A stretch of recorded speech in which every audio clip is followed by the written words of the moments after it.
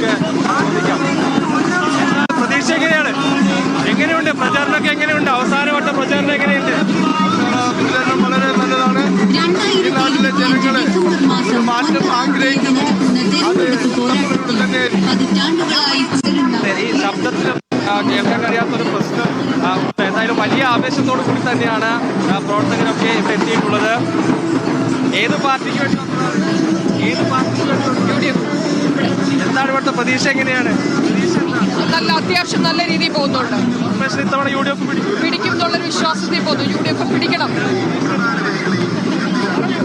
UDF വേണ്ടിയിട്ട് മാത്രം പ്രവർത്തിക്കും. UDF വരും. 100% ഉറപ്പാണ്.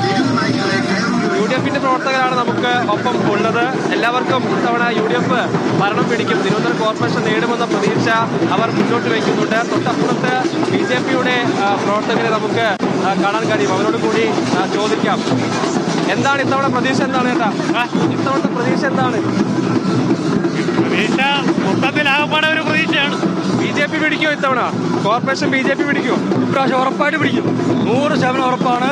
നമ്മൾ 5 സീറ്റ് ഉൾപ്പെടെ നമ്മൾ പിടിച്ച് ഇപ്രാവശ്യം കോർപ്പറേഷൻ നമ്മൾ വാങ്ങും.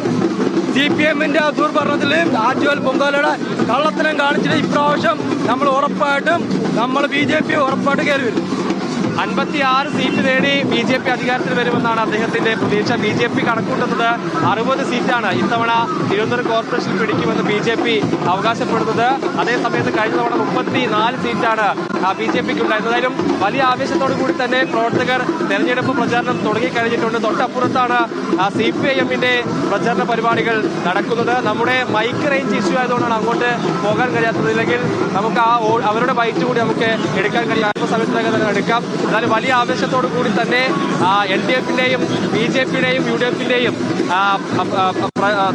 കൊട്ടിക്കലാശം നടക്കുകയാണ് ഇപ്പോൾ പേരൂർക്കടയിൽ. പേരൂർക്കടയിൽ നിന്നുള്ള വിശേഷങ്ങളാണ് അർജുൻ രാജ് പങ്കുവച്ചത്.